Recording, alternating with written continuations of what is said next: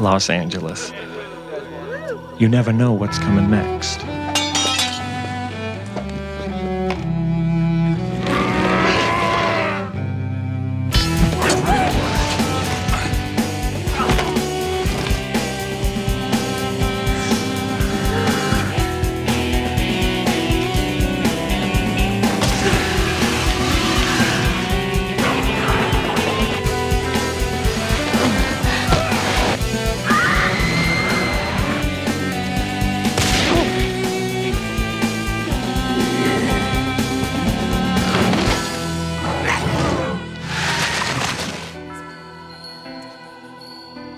The writing really got very strong in season 2. I felt we had more great shows. And Angel's journey became very interesting. When we sat down to do season 2, we say, well, the end of season 2, he'll go bad. That was our goal we were going to. Angel went dark, got to be very lonely and isolated again without becoming evil and jealous. I want to kill everybody in sight. When I came on Angel, there'd been some of Angel's backstory that had been revealed on Buffy, and without telling it in order, we've slowly been letting out some of that history, and we did that this year with a story that took place in the 50s. The second episode we shot, we go back in time to the 50s and McCarthyism and that whole era of racism and how everybody was very separated at the time, as far as Angel's character being separated from everybody else and just hiding in this hotel. And then towards the end of the episode, we find out that this hotel was their new offices for season 2. I, for one, will be glad to see the last of this place. Gives me the heebie-jeebies. No lie. Plus, it's kind of got an odor to it. You notice that? 70 years of violence, mayhem, and paranoia. Bad vibes. We're moving in. I mean, if you throw pillows, what's not to love? It created some good storylines for them, the core group of Wesley and Cordelia and Gunn, trying to save Angel and bring him back from the dark side. There's a lot more flashbacks back to the olden days when Angel was first turned into a vampire and what's led him to the point where he's at today. You know, Angel's a guy who's got a lot to forget. I mean, he's killed thousands upon thousands of people, and I think we've touched more on that this season. We've done much more of a story arc. We've delved into Angel's past where we've met Darla again, Drusilla. It was really great to come back, and what was really interesting was that the first couple episodes was backstory. So all of the stuff that we as actors knew had happened in these characters' lives, we got to actually reenact and do. Because we were in London in 1860, we were in Hungary in 1880, we were in the Boxer Rebellion, China, 1900, and it was very lavish and lush, and the costumes and the sets, and it was like doing a period film. We turn her into one of us. She's a lunatic. Eternal torment. Am I learning? Wolfman Hart brought Darla back, and they bring Darla back as a human, and then she becomes a vampire again, and he wants to save her, and he can't. There was just a wonderful arc between the two of them. We were together 150 years. We shared everything. You're saying never.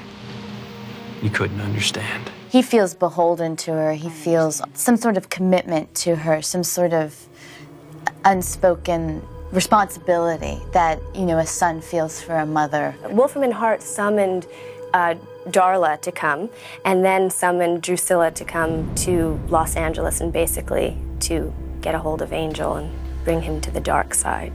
Daddy's home. Here for the tasting? For God's sake, help us. People are going to die. I just can't seem to care.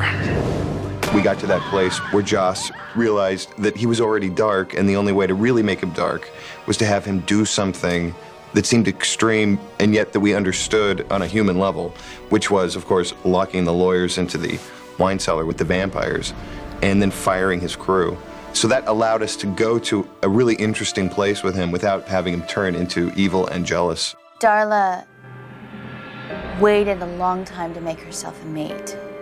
She searched a long time to find the one person that she felt she could spend eternity with.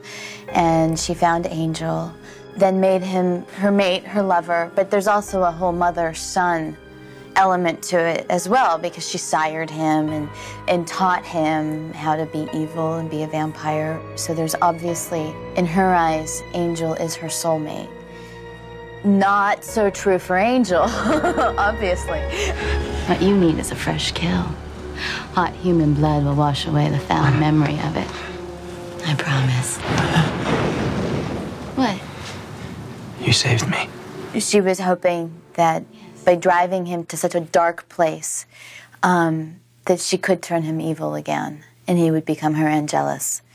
And obviously that's not what happened. Sorry I couldn't do the same for you. Let go of me. You still have a soul. Tim Minear, once again, is able to capture both sides of the relationship between Angel and Darla. Both Angel being done with her, being resolved, being able to walk away from her, and Darla not being able to accept it, and the pain and the suffering that she was going through. You did me a favor tonight. Now I'm gonna do one for you. Get dressed and get out. Because the next time I see you, I will have to kill you. One of the things that's interesting is that Darla made Angel, Angel made me, I made Spike, and ultimately I make Darla again. And so there is that dynamic that's very strange in that Darla is both my grandmother and then I am her mother because I give her, again, the chance to be the vampire.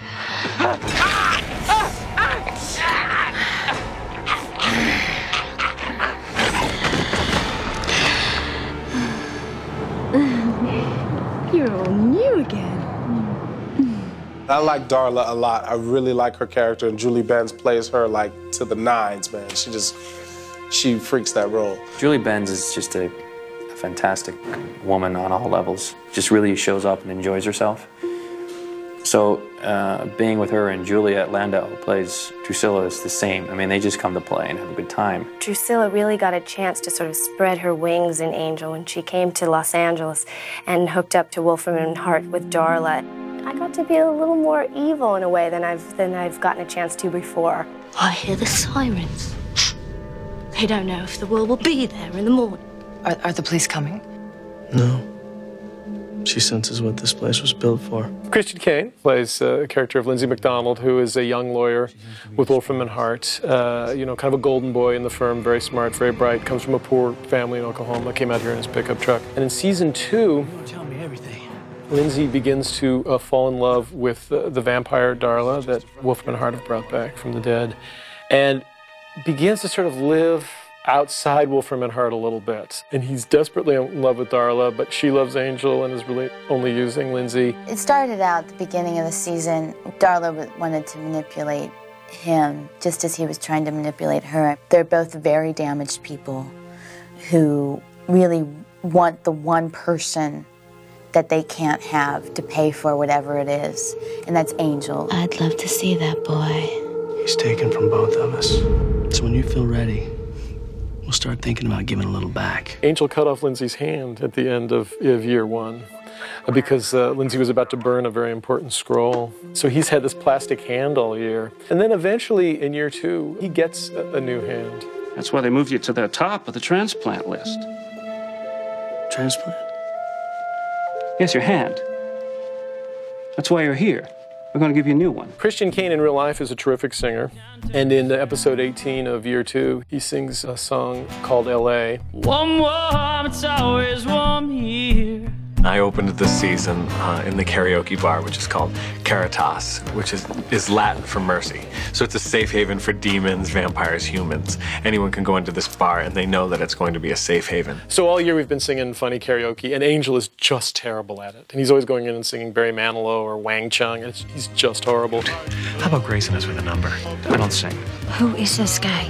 He's connected to the mystic. When you sing, you bare your soul. He sees into it. Well, you came and you gave without taking, but I sent you away, oh Mandy. He's a better singer than what he comes off to be. Is there a reason you're here? Tomorrow night, the world's going to end.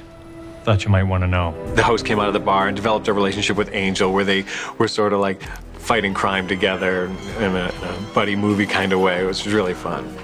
I know you're evil and everything, but that was just so amazing. That was kind of tight. Terrific, really. Is everyone drunk? Kate.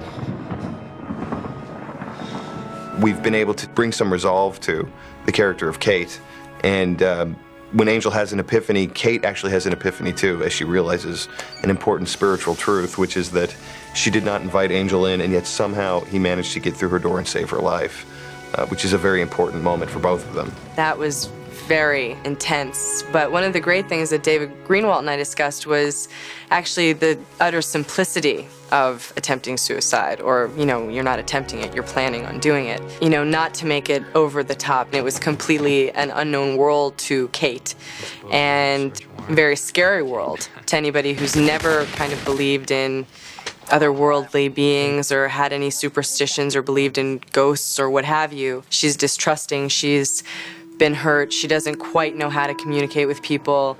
Guess you never caught up with your vampire friends in time. I did track him down later and set him on fire.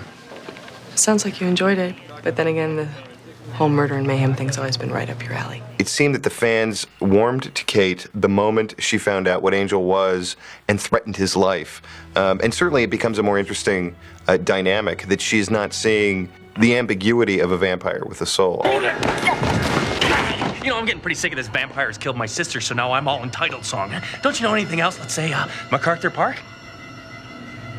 Cool. The relationship between Gunn and Angel is very stretched throughout season 2. Gunn is a natural leader, and Angel is the leader of our group. So we see some of that conflict happen in the Shroud of Ramon episode. Gunn hasn't completely let go of the fact that vampires have killed his sister, and he kind of still takes it out on Angel because he's a vampire. Come on, English, you know you're my man.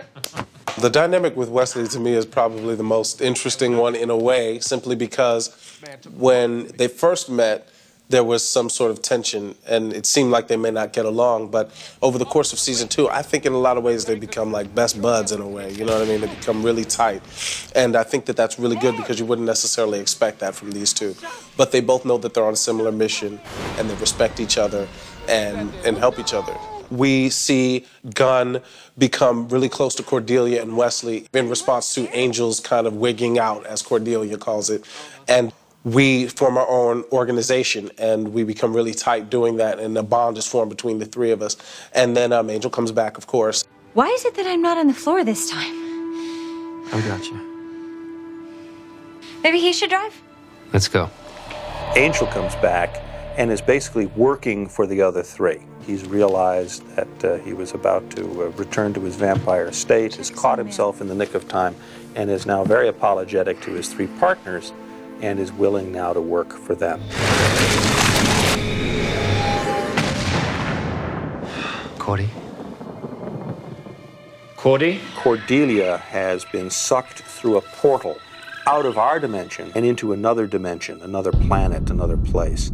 And they have gone to try to rescue her and get involved in this world of demons and monsters and magicians. Everyone is very anxious for Her Majesty to come shop with the Gruselak. Say, don't you think it would add an air of feminine mystery if I were to just, you know, not be here? The last 3 episodes of year 2, they all go to a very, very different universe where Angel gets to live in a medieval universe and gets to learn where does he really belong and what's his place in the world. And the question is, will they come back or not? And if so, who will come back?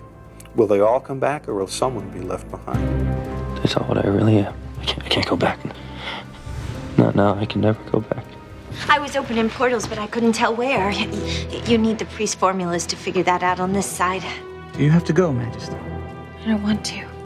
She's Fred. She does that too. Fred Winifred?